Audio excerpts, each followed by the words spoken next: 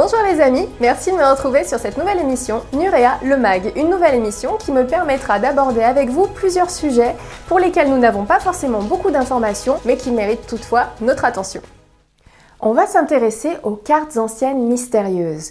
Depuis la nuit des temps, l'homme a toujours cherché à représenter son environnement géographique sur différents supports. Et ces cartes ont sans cesse évolué grâce aux explorateurs et aux découvertes des scientifiques. Alors au cas où vous ne le sauriez pas, en 1929, une découverte remet complètement en question cette avancée chronologique du savoir géographique. En effet, une carte incomplète dessinée sur une peau de gazelle en 1513... Oh non! Ouais, c'est vrai, une peau de gazelle, c'est pas top, mais bon, il faisait avec les moyens du bord à l'époque. Donc cette carte a été retrouvée sur une étagère du musée d'Istanbul. Cette carte était signée Piri Reis, de son vrai nom Piri Ibn Haji Mehmed, ou plus communément appelé à l'époque, l'amiral Reis, qui était d'origine turque.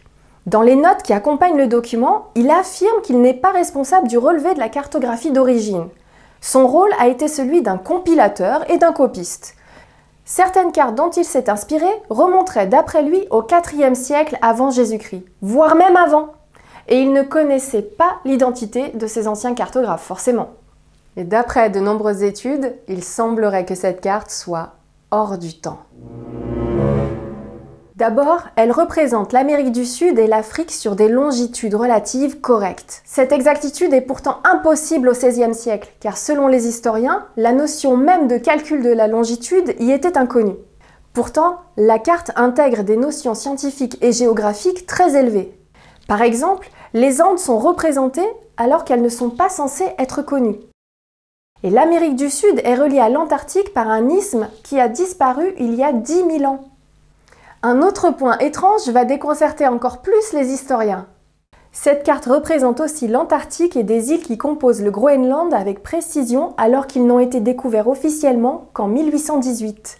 Personne n'était donc censé connaître ce lieu en 1513. Entre nous, je trouve cette histoire plutôt louche. Il n'y a rien de mieux que d'aller sur place soi-même pour vérifier si apparemment on peut aller en Antarctique aussi facilement qu'on va chez le boulanger. Mais ce qui est incroyable, c'est que cette carte représente en plus l'Antarctique dépourvue de glace.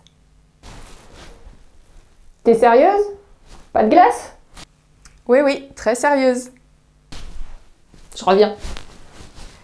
Des chercheurs ont d'ailleurs découvert dans les années 50 que la Terre sous la masse de glace de l'Antarctique ressemble exactement à ce que montre la carte de Piri Reis.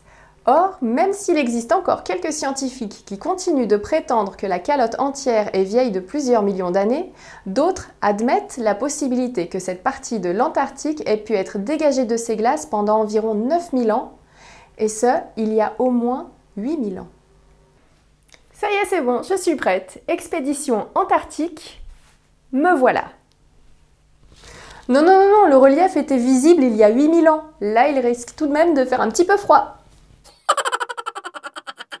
Ça voudrait dire que les collectes d'informations qui ont permis d'élaborer cette carte doivent dater d'avant la dernière période glaciaire, soit il y a plusieurs milliers d'années.